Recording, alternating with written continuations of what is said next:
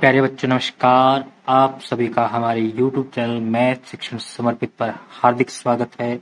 आज हम आपकी कक्षा 8वीं अध्याय 7 राशियों की तुलना के परिचय व आधारभूत बातों पर चर्चा करेंगे कि किस प्रकार इसमें सूत्र बनते हैं, किस प्रकार प्रयोग किया जाएगा, कौन सा सूत्र कहाँ से किस प्रकार छोटे तरीके से सवाल को हल करने में मदद करेगा, कहाँ इसे हम बड़े तरीके से भी हल कर सकते हैं। हर सवाल के ऊपर हम चर्चा करेंगे। आइए सबसे पहले हम बात करते हैं राशियों की तुलना। राशि होती है किसी प्रकार की कोई वस्तु हमने ले रखी है, जैसे कि कोई वस्तु रुपए में है, कोई पैसे में है, या फिर एक सेब है एक संतरा, उन दोनों की तुलना करना क्या जाएगा, राशियों की तुलना। या फिर राशि का मतलब रुपए भी होता है हमारे पास, किसी चीज के रुपए में तुलना करना। जैसे कि ये हो सकता है हमारे पास, उदाहरण के लिए तुलना के तौर पर कहें, देखिए अनुपात ज्ञात कीजिए, ये छोटा अनुपात बड़ा, इस तरह हम निकालते हैं। इसी प्रकार इसमें अलग अलग प्रकार की तुलना करते हैं, जैसे कि 5 मीटर की 5 किलोमीटर से तुलना कीजिए। तुलना का तात्पर्य क्या है, यानी कि यहाँ पर इसका अनुपात ज्ञात कर दीजिए। इस प्रकार के सवाल आते हैं तुलना के अंदर। या फिर आपका कह सकता है कि 5 रुपए का 5 पैसे से तुलना कीजिए। ठीक है, तो इसका क्या कहना था, हमें अनुपात ज्ञात करना होगा। इसी प्रकार यदि साइकिल की चाल 15 किलोमीटर प्रति घंटा है, स्कूटर की चाल 50 किलोमीटर प्रति घंटा है, तो दोनों का अनुपात ज्ञात कीजिए। तो एक तरह से क्या हो गया, उनकी गति की तुलना की बात हो। ठीक है बच्चों, क्या हो गया, इसमें इसकी गति की तुलना कर दी गई है। इसी के अंदर हम जो है तुलना को करने के लिए हम प्रतिशत एक होता है हमारे पास, इसी के अंदर हम सवालों को किस प्रकार हल करते हैं। एक होता है एक के नियम, भाई एक एक करके निकालें कि 5 रुपए की 10 टॉफी आती हैं, 1 रुपए की आएंगी कितनी इतनी, तो 50 रुपए की 3 टॉफी, इस प्रकार से कर सकते हैं। एक उसको प्रतिशत रूप के हिसाब से कर सकते हैं सवाल को, तो इस प्रकार से तुलना करते हुए निकाल सकते हैं हम। ठीक है बच्चों, तो इस प्रकार के सवाल आएंगे। अच्छा, इसमें आगे हमारे पास कौन सा आएगा सवाल, ये तो राशियों की तुलना। उसके बाद इसके अंदर आता है हमारे पास एक बट्टा। बट्टा नामक वस्तु आती है बच्चों। बट्टा क्या होता है, बट्टा होता है बच्चों हमारे क्या, कि मान लीजिए हमारे पास कोई वस्तु है, क्या है, कोई वस्तु है, उसका अंकित मूल्य है कोई, यानी कि MRP इसको हम बोलते हैं, MRP। इसको हम हिंदी भाषा में बोलेंगे क्या, अंकित मूल्य, यानी कि मार्क्ड रिटेल प्राइस, इसको बोलते हैं इसमें ये।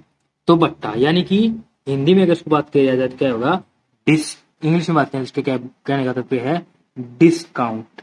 वो कहते हैं ना, आपको मैं 10% का डिस्काउंट दे रहा हूँ। ग्राहक का, तो आपका दुकानदार आपको ग्राहक को लुभाने के लिए क्या कहा, मैंने आपको 10% का डिस्काउंट दे दिया, 15% का डिस्काउंट दिया। समझ में किसी को आ गया 15% क्या कह रहा है, एक सीधी सीधी 50 रुपए छूट दे, समझ में आ जाते हैं। एक मैं आपको 10% का डिस्काउंट दे रहा हूँ, 10 रुपए की चीज है, छूट आपको मेरे को देनी चाहिए 50 रुपए की, मैं आपको कह रहा हूँ कि मैं आपको 10% डिस्काउंट दे, 10% का मतलब 200 का 10% क्या हो जाएगा हमारे पास, 20 रुपए की छूट उसने आपको दी, आपको बेवकूफ बना दिया उसने। ठीक है, तो ये होता है डिस्काउंट। तो डिस्काउंट क्या होता है, ये होता है हमारा अंकित मूल्य, यानी कि जो मूल्य उसके ऊपर लिखा गया है, घटा के विक्रय मूल्य। विक्रय मूल्य क्या होता है बच्चों, जिस मूल्य के ऊपर हम किसी वस्तु को बेच देते हैं वो क्या होता है, विक्रय मूल्य। अंकित मूल्य जो उसके ऊपर छपा होता है वो होता है, ये क्या होता है हमारा बट्टा। यानी कि अंकित मूल्य और विक्रय मूल्य के, मान लीजिए 500 रुपए की चीज थी, 400 रुपए की बेच दी, तो कितने का बट्टा आ गया, 100 रुपए का। यानी कि मैंने 100 रुपए क्या कर दिए, उससे कम लिए चीज के, तो वो क्या आ गया, बट्टा। बट्टा मतलब डिस्काउंट, आपको कुछ ना कुछ चीज कम रुपए में उससे मिलेगी। ठीक है, इसी तरह होता है कि हमारा क्रय मूल्य। क्रय मूल्य क्या होता है बच्चों, जिसमें हम किसी वस्तु को खरीदते हैं उसको बोलते हैं हम क्रय मूल्य, या फिर खरीदा गया मूल्य, जिस चीज के ऊपर जितने दाम पर हम चीज को खरीदते हैं वो। ठीक है बच्चों, अब इसी तरह बट्टा के क्या निकलता है, बट्टा प्रतिशत। अब देखिए किसी भी चीज का प्रतिशत निकालना है तो गुणा किसे करते हैं हम, 100 से। ठीक है जी, बट्टा, तो यहाँ लिखेंगे बट्टा, बट्टा प्रतिशत निकालना तो बट्टा गुणा है 100 करना पड़ेगा हमें। ठीक है, और साथ में क्या किया जाएगा, कितने के ऊपर हम जो बट्टा दे रहे हैं वो हो जाएगा, नीचे क्या जाएगा, अंकित मूल्य। ये क्या था हमारा बट्टा प्रतिशत। ठीक है जी, क्या हो गया, बट्टा प्रतिशत। ठीक है बच्चों, ठीक है बच्चों, ये हो गया। ये तो गया हमारा सीधा, क्या हमें दे रखा हो, अंकित मूल्य दे रखा हो, विक्रय मूल्य दे रखा हो, तो हमें बट्टा प्रतिशत निकालना है। बट्टा निकालना तो इसका सूत्र हो गया। यदि हमें वो दे दे कि अंकित मूल्य दे दे और हमसे कहे कि विक्रय मूल्य बताइए, यदि अंकित मूल्य दिया गया तो बट्टा प्रतिशत से विक्रय मूल्य निकालना। देखिए यदि मैं कहूँ कि किसी चीज का सूची मूल्य या फिर विक्रय मूल्य कितना है, 500 रुपए, उस पर मैं 20% बट्टा दे रहा हूँ, तो क्या दे रहा हूँ, बट्टा प्रतिशत कितना दिया मैंने आपको, 20% दे दिए। तो आप यहाँ से क्या निकालेंगे, बट्टा प्रतिशत है, बट्टा निकालेंगे क्या, अंकित मूल्य का 20%। फिर यानी कि हम किसको किस तरह से कर सकते हैं, बट्टा निकाल लिया, अंकित मूल्य दिया गया है मान लीजिए 500 रुपये, ठीक है। तो क्या जाएगा 500 का 20%, क्या करेंगे 500 गुणा में 20/100, यानी कि हम कितने रुपए की छूट दे रहे हैं, 100 रुपए की छूट दे रहे हैं जी। फिर यहां से मैं क्या निकालूंगा, इसका भी विक्रय मूल्य, ठीक है, कितना जाएगा 500 घटा के 100, 400 रुपए की मैंने चीज बेच दी थी, ठीक है।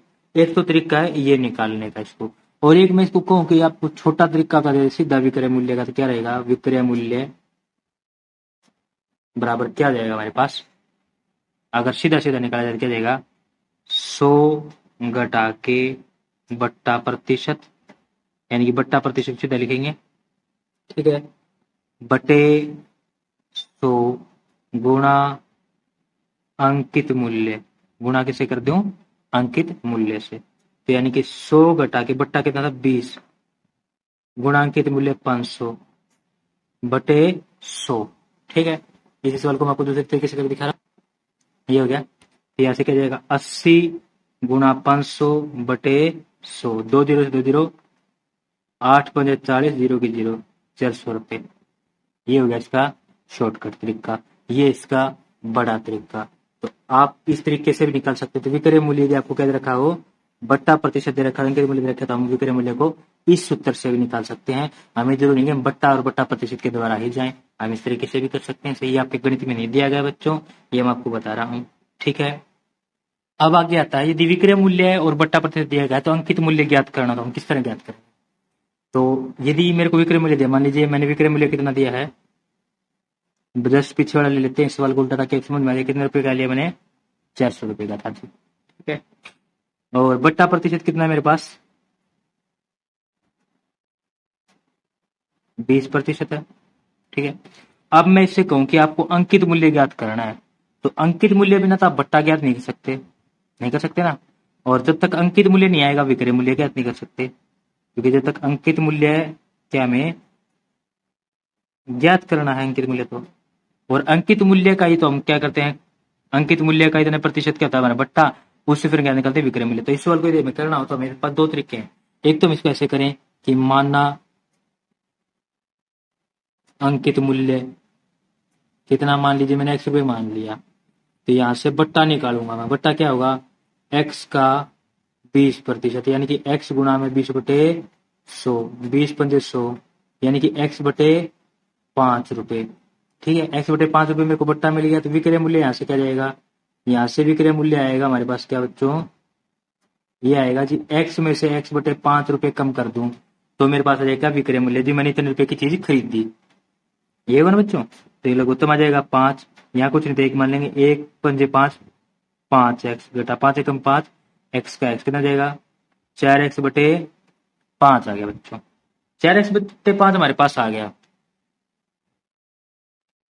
ये क्या आएगा बच्चों हमारे पास विक्रय मूल्य, विक्रय मूल्य में कितना ग्राम से 400 रुपये। तो क्या करेंगे हम, इसको करेंगे हम प्रश्नानुसार, क्या करेंगे हम प्रश्नानुसार, क्या लिखेंगे 4x/5 बराबर है 400 बटे एक, कुछ नहीं तो यहाँ क्या लिखेंगे फिर आर पार गुणा करने पर, आर पार गुणा करने पर। अब हम इसके आर पार गुणा करेंगे, क्या जाएगा 4x/1 बराबर है 400 गुणा 5।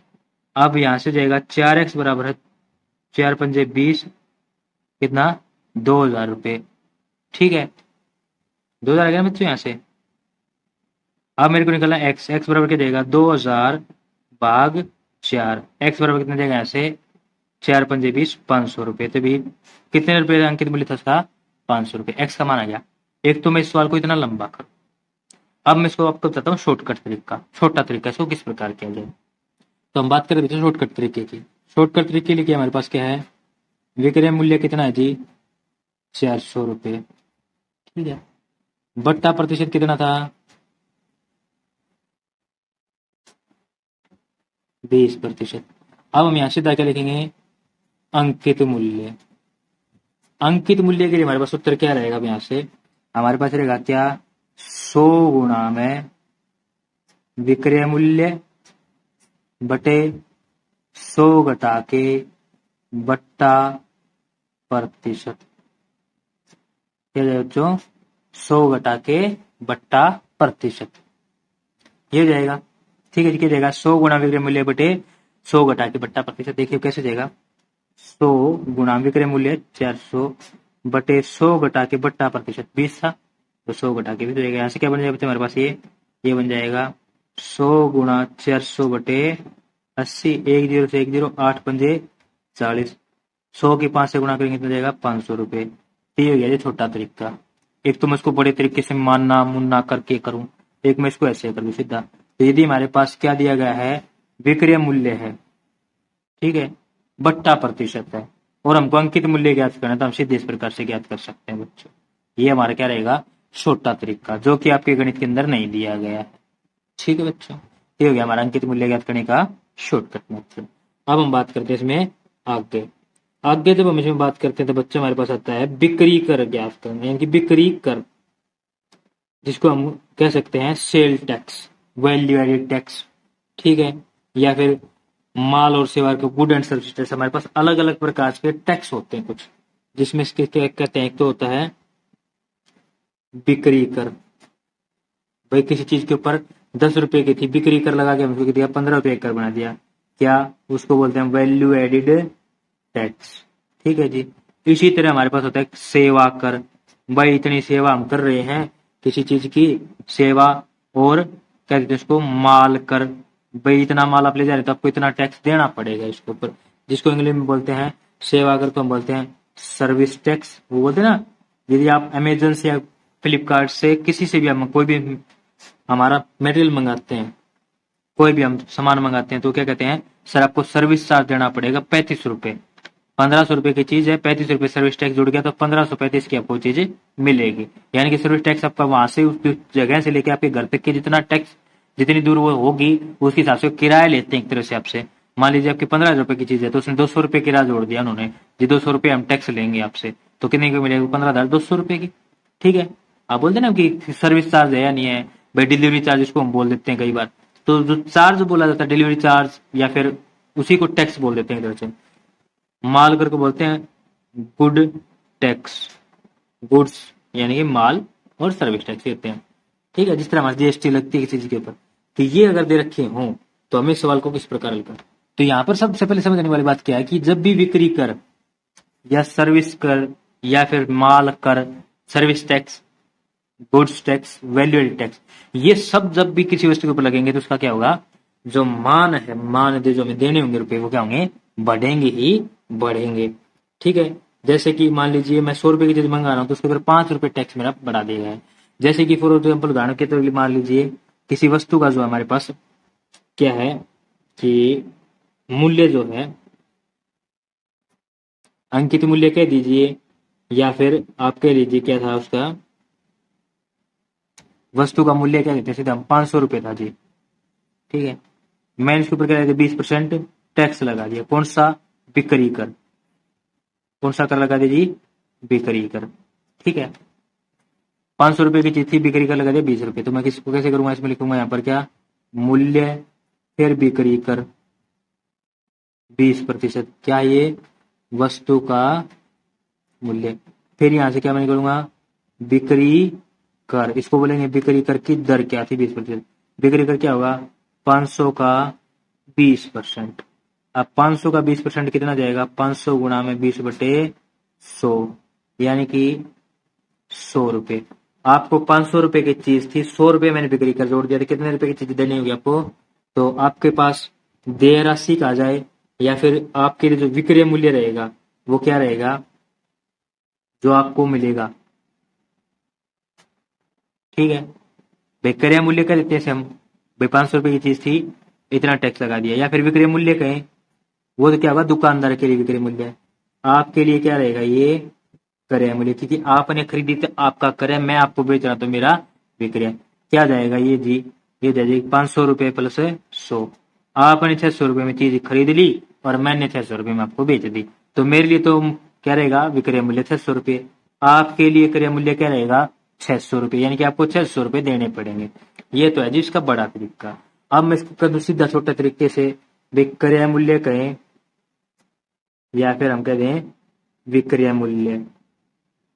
सीधा सीधा निकालना तो क्या करेंगे हम, क्या लिखेंगे हम यहाँ पर, मूल्य की वस्तु का विक्रय हो चिक्रय जो सा भी एक मूल्य उसमें दे रखा वो वाला मूल्य, ठीक है जी, गुणा 100 जमा के बिक्री कर, क्या करेंगे 100 जमा में बिक्री कर देंगे, बटे बटे क्या जाएगा आपका, जो आपको क्या दे रखा है इसने, बटे लगा दें आपका क्या बच्चों 100, ठीक है। तो यहां से क्या जाएगा, मूल्य था 500 रुपये, तो 100 जमा बिक्री कर हमारा, बिक्री कर प्रतिशत आएगा बच्चों यहाँ पर, बिक्री कर प्रतिशत 20%, अब 20 आ जाएगा बटे 100, तो यहाँ से क्या बन जाएगा हमारे पास ये 100, 500 गुणा 120 बटे 100, तो एक जीरो से एक जीरो, एक जीरो से एक जीरो, ठीक है जी, 12 पंजे 60, एक जीरो की एक जीरो, कितने रुपये देने पड़ेंगे आपको, 600 रुपये हो गया शॉर्टकट तरीका। ना हमने कोई बिक्री कर दर कर काटना ना और कुछ निकालना, सीधा ही हम सवाल को हल कर देंगे। ये तो होगा क्रय मूल्य किसके लिए, आपके लिए। मैंने आपको बेचे तो मेरे के लिए होगा विक्रय मूल्य, मैं बेच रहा हूँ तो मेरे लिए विक्रय, आप ले रहे हैं तो आपके लिए क्रय मूल्य, ठीक है जी। कितना जाएगा 600 रुपये। अब यदि मान लीजिए आपके पास, इसका विपरीत कर लेते हैं हम, क्या करें इसका विपरीत, यदि मान लीजिए आपके पास 600 रुपये की आपने चीज खरीद ली, 600 रुपये की आपने चीज खरीद ली, उस पर बिक्री कर दे रखे, आपको इतने प्रतिशत लग गया, तो आपसे पूछे कि उसका विक्रय मूल्य क्या था या फिर वस्तु का मूल्य क्या था वो बताइए। मैंने कहा आपसे क्या कि आपने क्रय मूल्य लिया जी, क्या 600 रुपये की आपने चीज खरीद दी, ठीक है, जिस पर क्या लग रहा था, बिक्री कर दर 20%, भाई 20% की बिक्री करके दर आपने दी, 600 रुपये आपने चीज खरीद दी, तो उसका वस्तु का मूल्य बताओ भाई, क्या वस्तु का मूल्य क्या था, भाई कितने रुपए की चीज थी जो आपको इतने रुपए में पड़ गई, ठीक है, तो हमें बताना है जी कितने रुपए की पड़ी है, कितने रुपए की थी, भाई बिक्री कर जुड़ने से पहले उसका जो मूल्य था वो क्या था, ये बताना हमें। तो इसको हम कैसे करेंगे, वही तरीका रहेगा, क्या मानना बिक्री कर जुड़ने से पहले वस्तु का मूल्य कितना है जी, एक्स रुपये है, ठीक है, हमने मान लिया एक्स रुपये था जी, ठीक है बच्चों, एक्स रुपये मान लिया जी। फिर हम लिखेंगे यहाँ पर क्या, बिक्री कर दर कितनी है 20%, फिर हम यहाँ से निकालेंगे कुल बिक्री कर क्या लिया, बिक्री कर क्या लिखा जाएगा, एक्स का 20%, क्या जाएगा एक्स गुणा में 20 बटे 100, 20 से कम 20, 20 पंजे 100, एक्स बटे 5 रुपये, ठीक है। तो एक्स बटे 5 रुपये आ गया, तो हमारे पास एक्स बटे 5 रुपये आ गया, तो हमारे तक काट देंगे इसमें, इसमें निकालेंगे हम क्या, इसमें निकालेंगे बच्चों, लिखेंगे क्या हम यहाँ पर, जो हमारे हमको क्रय मूल्य पड़ेगा वो निकालेंगे, क्रय मूल्य क्या जाएगा यहाँ पर हमारे पास, एक्स घटा के एक्स बटे 5, लघुत्तम आ जाएगा, लघुत्तम आ जाएगा 5, 5 लघुत्तम आ गया, तो यहाँ कुछ नहीं थे, एक मानेंगे 1 पंजे 5, तो 5x घटा के 5 कम 5x, 4x बटे 5, ये हो गया। अब 4x बटे 5 रुपये क्या रहा, क्रय मूल्य आ रहा है, और जबकि हमारे पास क्रय मूल्य कितना लिया था हमने, इसमें हमने लिया था इसके अंदर स्टार्टिंग कितना 600 रुपये, तो हम लिखेंगे क्या इसमें, प्रश्नानुसार, किसके अनुसार, प्रश्नानुसार जी, प्रश्नानुसार बात करेंगे क्या जाएगा, 4x बटे 5 बराबर है 600, लगा देंगे, इसके कुछ नहीं तो एक, क्या लिखेंगे यहाँ पर, अब आर पार गुणा करने पर, आर पार गुणा करने, अब हम इसकी कर देते हैं आर पार गुणा, क्या जाएगा 4x बराबर है 600 गुणा 5x, ये जाएगा 600 गुणा 5x, 600 गुणा 5, तो यहां से कितना जाएगा, 6 पंजे 30, 3000, ये आएगा ये 4x। अब x बराबर है, यहाँ बच्चों हम थोड़ी सी गलती करके सवाल के अंदर क्या, हमने क्रय मूल्य निकाला तो क्या किया, हमने जो वस्तु का जुड़ने से पहले का मूल्य में बिक्री कर घटा दिया, जबकि जुड़ता क्या, बिक्री कर क्या है, बिक्री कर जुड़ता है, तो यहाँ क्या आएगा बच्चों, यहाँ पर गलती होगी, क्या आएगा 6x आएगा, यहाँ भी 6 आएगा, यहाँ भी 6 रहेगा, यहाँ भी 6 रहेगा। तो यहाँ क्या जाएगा, 6x बराबर है 3000, तो यहाँ जाएगा x बराबर है 3000 भाग आपका 6। x बराबर 6 पंजे 30 है, 500 रुपये। क्योंकि जब बिक्री कर जुड़ेगा तो हमारे क्रय मूल्य क्या है, ज्यादा पड़ेगा। मैंने कम कर दिया था, यहाँ पर घटा के ज्यादा होगा जी। तो यानी कि हमारी चीज कितने की थी, 500 रुपए की थी। देने कितने पड़े हमने, 600, ठीक है 500 रुपये। तो इतना लंबा हमने किया। अब मैं इसको कहूँ आपको सीधा क्या कहते हैं, हम सीधा निकाल सकते हैं क्या, वस्तु का बिक्री कर जुड़ने से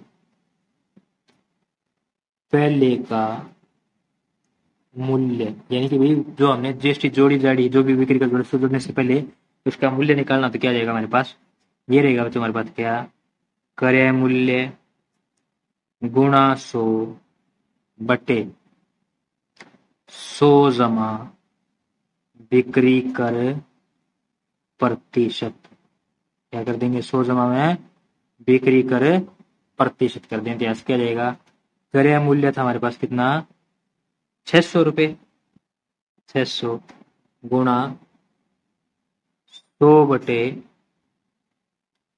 तो नीचे क्या लिखेंगे बच्चों, 100 जमा बिक्री कर प्रतिशत कितनी थी, 20। तो ये क्या जाएगा, 600 गुणा 100 बटे 120, 10 से 10, 12 पंजे 60, 5 गुणा 100, 500 रुपये हो जाएगा सीधा, ठीक है।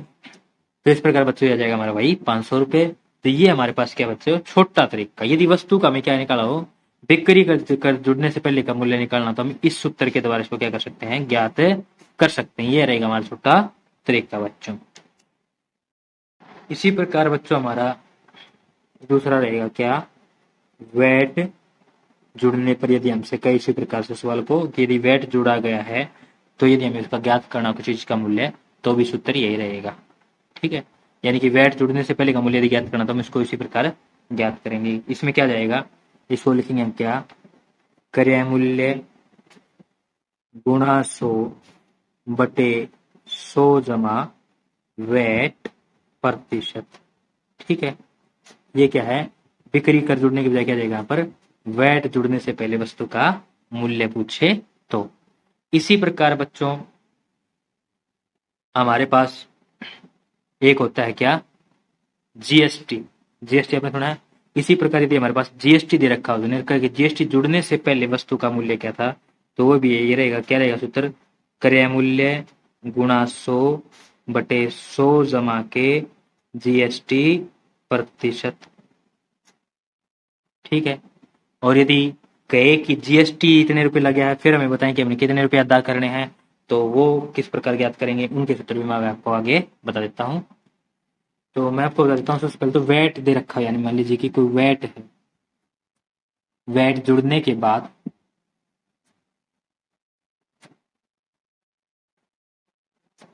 वस्तु का मूल्य हमसे पूछे, तो वैट क्या होता है जी, वैट भी एक तरह की बिक्री कर की तरह ही होता है। बिक्री कर का भाई होता है वैट हमारा, ठीक है। उसके जुड़ने के बाद वस्तु का मूल्य पूछे तो हमें क्या करना होगा, किस प्रकार निकालेंगे, वैट जुड़ने के बाद क्या करेंगे, उसके लिए हम क्या करेंगे, वस्तु का मूल्य गुणा 100 जमा वैट दर प्रतिशत बटे 100, ठीक है, ये जाएगा। इसी प्रकार यदि वैट जुड़ने से पहले की बात करें, क्या, वैट जुड़ने से पहले वस्तु का मूल्य पूछे हमसे कि भाई जी वैट जोड़ा उससे पहले वस्तु का मूल्य क्या जाएगा, तो ये हमारे पास क्या जाएगा, जो हमने चीज खरीदी है वो क्रय मूल्य गुणा में 100, जितने हमने वस्तु खरीदी वो मिला है, फिर जो हमने राशि दिया गलती वो मूल्य का, इसका हम क्रय मूल्य से कहेंगे वो बटे में 100 जमा वैट दर प्रतिशत, ये हो जाएगा जी, ठीक है। इसी तरह हमारा जीएसटी जुड़ने के बाद वस्तु का मूल्य काटेंगे हम, लिखेंगे यहाँ पर वैट जुड़ने के बाद, वैट नहीं बच्चों, जीएसटी, जीएसटी ये वो है बिक्री कर की बड़ी बहन जिसको बोलते हैं हम जीएसटी। जीएसटी जुड़ने के बाद वस्तु का मूल्य, यदि जीएसटी जुड़ने के बाद वस्तु का मूल्य पूछे तो हम क्या लिखेंगे, ये लिखेंगे जी कि वस्तु का जो मूल्य दे रखा था पहले हमें, भाई इतने रुपए की वस्तु थी, गुणा उसमें जीएसटी जोड़ दी, जमा 100 जमा जीएसटी दर प्रतिशत, ठीक से 100 में जोड़ देंगे जीएसटी दर प्रतिशत, बटे कर देंगे क्या 100। इसी प्रकार हम हमारे पास सूत्र क्या बनेगा, जीएसटी जुड़ने से पहले, जीएसटी जुड़ने से पहले वस्तु का मूल्य क्या जाएगा, क्रय मूल्य, यानी जितने की हमने चीज खरीद ली जो कि जीएसटी जुड़ने के बाद थी, गुणा में 100 बटे में 100 जमा जीएसटी दर प्रतिशत, जमा जीएसटी दर प्रतिशत, ये हो जाएगा बच्चों। ठीक है, तो ये हमारे पास जो सूत्र मैंने आपको बताया, जीएसटी जुड़ने के पहले वस्तु का मूल्य, जीएसटी जुड़ने के बाद वस्तु का मूल्य, वैट जुड़ने से पहले वस्तु का मूल्य, वैट जुड़ने के बाद वस्तु का मूल्य, ये आपके सूत्र जो आपके गणित के अंदर नहीं दे रखे बच्चों, तो आप वीडियो में से देख के इनको उतार लीजिएगा, आपके ये प्रयोग आएंगे, आपके काम आएंगे, आपके सवाल को छोटा करके हल करने में आपकी मदद करेंगे। इसी प्रकार मैंने आपको बताया है, यदि हमारे पास क्या है कि विक्रय मूल्य दे रखा हो तो हमने क्या ज्ञात करना, अंकित मूल्य ज्ञात करना, या अंकित मूल्य दे रखा तो विक्रय मूल्य ज्ञात करने का सूत्र जो हमारे पास जो है वो मैंने आपको बताया वीडियो के अंदर, उनको भी आप नोट कर लीजिएगा, ये आपको कहेंगे काम आएंगे और आपकी प्रश्नावली 7.2 के अंदर जितने भी सवालों से कॉल करने में आपको मदद भी करेंगे अच्छे से। ठीक है बच्चों, उसके बाद आगे आता हमारे पास 7.3 से पहले प्रश्नावली के अंदर क्या आता है हमारे पास, आगे आता है जी बच्चों चक्रवृद्धि ब्याज। कौन सा ब्याज, चक्रवृद्धि ब्याज। चक्रवृद्धि ब्याज होता है बच्चों ब्याज पर ब्याज लेना। ठीक है, चक्रवृद्धि ब्याज का छोटा भाई होता है, इसको हम बोलते हैं क्या, साधारण ब्याज, जिससे कि हम अवगत हैं। पहले हम साधारण ब्याज की बात करते हैं। तो एक होता है बच्चों हमारे पास क्या, मूलधन। क्या होता है, मूलधन। मूलधन यानी कि मूल धन, वो धन जो हमने उधार लिया है, जो हमने अगले से कहे अभी मेरे 5,000 रुपये जरूरत है तो मैंने 5,000 रुपये दे दे, तो वो मूलधन जो हमने से लिए। ठीक है, फिर आता है दर। क्या है, दर। तब आती है बच्चों दर। दर क्या होती है, जब आप किसी से धन लेते हैं तो आपसे कहेगा कि भाई मैं 100 रुपये ऊपर 5 रुपये लूंगा, 10 रुपये सैकड़ा लूंगा, 3 रुपये सैकड़ा ब्याज लिया जाएगा, 2 रुपये सैकड़ा लिया जाएगा, वो होती है दर। क्या होती है, जो प्रति सैकड़ा लगती है। यानी कि हमने यदि 100 रुपये लिए हैं तो हमने उसकी 5 रुपये एक्स्ट्रा देने पड़ेंगे। यदि वो कह रहा है 5 रुपये प्रति सैकड़ा ब्याज कह रहा है, वो डिपेंड करता है कोई महीने के 5 रुपये ले होगा या 1 साल के लिए होगा। फिर आता है समय, भाई मैं कितने समय के लिए उससे पैसा ले रहा हूं। फिर निकलता है ब्याज। यदि खाली ब्याज कमाएंगे तो हमारा क्या होगा, साधारण ब्याज, जो कि कम रुपए आता है। फिर आता है चक्रवृद्धि ब्याज। यदि चक्रवृद्धि ब्याज की बात करें तो ज्यादा पड़ता है। तो साधारण ब्याज का सूत्र से हम सभी अवगत हैं। साधारण ब्याज का सूत्र क्या होता है हमारे पास, ये होता है जी मूलधन गुणा दर गुणा ब्याज, ब्याज सॉरी गुणा समय बटे 100, ये है। लेकिन जब हम बात करते हैं किसकी, चक्रवृद्धि ब्याज की, किसकी, चक्रवृद्धि ब्याज, तो इसमें सूत्र थोड़ा बदल जाता है। क्या जाएगा, मूलधन गुणा ब्रैकेट शुरू 1 जमा दर बटे 100 की शक्ति समय घटा मूलधन। क्या आएगा, घटा मूलधन, यानी कि मूलधन गुणा 100 1 जमा दर बटे 100 की शक्ति समय घटा मूलधन। ये होगा हमारा के चक्रवृद्धि ब्याज का सूत्र बच्चों। यानी कि इससे क्या होगा, सिर्फ चक्रवृद्धि ब्याज आएगा, यानी कि हमारे पास ब्याज कितना रुपए लगेगा वो पता लगेगा हमें, और कुछ नहीं। यानी कि इतने रुपये तो हमने बताया, इससे पता लगेगा सिर्फ हमें कि कितना ब्याज हमें इसको देना है। फिर आता है कि मिश्र धन। क्या आता है बच्चों, मिश्र धन। मिश्र धन क्या होता है, हमारा जो मूलधन है जमा हमारा ब्याज, चाहे वो चक्रवृद्धि ब्याज हो चाहे साधारण ब्याज हो, उनका जोड़ क्या होता है हमारे पास, मिश्र धन होता है बच्चों। कि मूलधन जो हमने रुपये लिए हुए तो हमने देने पड़ेंगे, प्लस में ब्याज, यानी कि हमने 100 रुपये ब्याज लग गया, 200 रुपये लग गया, वे उसकी बढ़ा के ऊपर देने पड़ेंगे, उसको बोलते हैं मिश्र धन। ठीक है बच्चों। तो चक्रवृद्धि ब्याज से मिश्र धन का सूत्र क्या है, मिश्र धन बराबर मूलधन जमा में चक्रवृद्धि ब्याज जोड़ दिया। और बिना चक्रवृद्धि ब्याज निकाले यदि हमें मिश्र धन निकालना तो उसके लिए सूत्र क्या होता है हमारे पास, मिश्र धन क्या आ जाएगा बच्चों, सीधा यदि चक्रवृद्धि ब्याज से मिश्र धन निकालना हो, यानी चक्रवृद्धि ब्याज ना निकालें सीधा मिश्र धन निकालें तो क्या सूत्र रहेगा हमारे पास, ये रहेगा बच्चों मूलधन गुणा 1 जमा दर बटे 100 की शक्ति समय। ये हो जाएगा हमारे पास किसका सूत्र, मिश्र धन का। क्यों हो जाएगा, इसका कारण ये है क्योंकि क्या होता है हमारे पास, मूलधन गुणा 1 जमा दर बटे 100 की शक्ति समय घटा मूलधन, यो क्यों है, चक्रवृद्धि ब्याज का सूत्र होता है।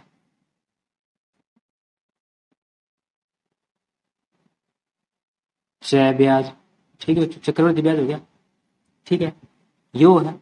और मिश्र धन का सूत्र क्या होता है हमारे पास, मिश्र धन का सूत्र होता है हमारे पास के मूलधन जमा में ब्याज। तो ये मूलधन जमा चक्रवृद्धि ब्याज का सूत्र क्या है, मूलधन गुणा 1 जमा दर बटे 100 की शक्ति समय घटा मूलधन। यहां मूलधन जोड़ रहे हैं, हम घटा रहे हैं, तो एक दूसरे से कट जाएंगे, तो बच गया क्या, सिर्फ मूलधन जमा ब्रैकेट शुरू 1 जमा दर बटे 100 की शक्ति समय, यही बचा। और ये क्या हमारा मिश्र धन, इसीलिए हम मिश्र धन का सूत्र क्या लिखा बच्चों, हमने ये लिखा। पता लग गया मिश्र धन का सूत्र अभी क्या बनता है, इस कारण से मिश्र धन का सूत्र हमारे पास ये बनता है। ठीक है, ये हमारा बच्चों क्या मिश्र धन का सूत्र और चक्रवृद्धि ब्याज का सूत्र ये रहा। ठीक है, यही है बच्चों हमारे इस अध्याय के अंदर जिन बातों का हमें प्रयोग करना है।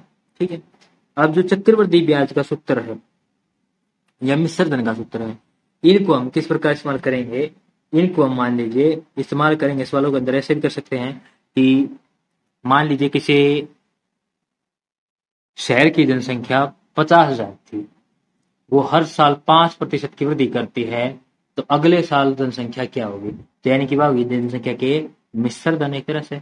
तो उसमें सूत्र कौन सा लगा देंगे, मिश्र धन का। मूलधन यानी कि जो पहले जनसंख्या थी वह गुणा 1 जमा दर 5 बढ़ते हैं हर साल में बटे 100 की शक्ति समय, एक साल में बढ़े हैं तो अगला साल की जनसंख्या आ जाएगी। इस प्रकार से इसका सूत्र लग जाएगा। ठीक है, इसी प्रकार हमारा कोई टीवी का मूल्य कितना अवमूल्यन हो जाएगा, 1 वर्ष पश्चात में कितनी घटोतरी होगी, जब हम घटोतरी की बात कराएंगे वे कितना मूल्य घटेगा, तो यहाँ जो हमने कही है दर, तो क्या जाएगी 1 जमा है, अभी जब हम अवमूल्यन की बात करेंगे तो क्या जाएगी 1 घटा के दर बटे 100, ये क्या जाएगा मूलधन, यानी कि जो टीवी का पहले का मूल्य है, किसी भी चीज का पहले का मूल्य है वो गुणा 1 घटा के दर बटे 100 की शक्ति समय, ये क्या जाएगा अवमूल्यन का केस में। जब मान लो किसी वस्तु का मूल्य पहले 50,000 रुपये था, वो हर साल 10% कम होने लग रहा है, तो 2 साल बाद उसका रेट कितना होगा, वो होगा जितना। ठीक है, इस प्रकार से सूत्र हम क्या कहा निकाल सकते हैं, अवमूल्यन बोलते हैं इसको भी, किसी चीज की मान घटना, किसी चीज का मूल्य घटना। ठीक है, इस प्रकार के सवालों पर हम चर्चा करेंगे इस प्रश्नावली के अंदर। तो इसी के साथ जो हमारे प्रश्नावली के अंदर जितना जो कुछ भी था ज्ञान, जो परिचय था उसके बारे में जितने प्रकार के सूत्र हम बना सकते थे वो सभी मैंने आपको बता दिया है। वो सब हमारा जो है समाप्त हो गया है। इस अध्याय का परिचय आधारभूत जानकारी समाप्त हुई और इसी के साथ हमारा ये वीडियो भी यहीं पर समाप्त होता है। यदि आपको हमारा वीडियो अच्छा लगा तो हमारे वीडियो को लाइक करें। यदि आपने हमारे चैनल को अब तक सब्सक्राइब नहीं किया है तो हमारे चैनल को सब्सक्राइब करें और अपने सभी फ्रेंड्स के साथ शेयर करें व बेल आइकन को दबाना ना भूलें। धन्यवाद।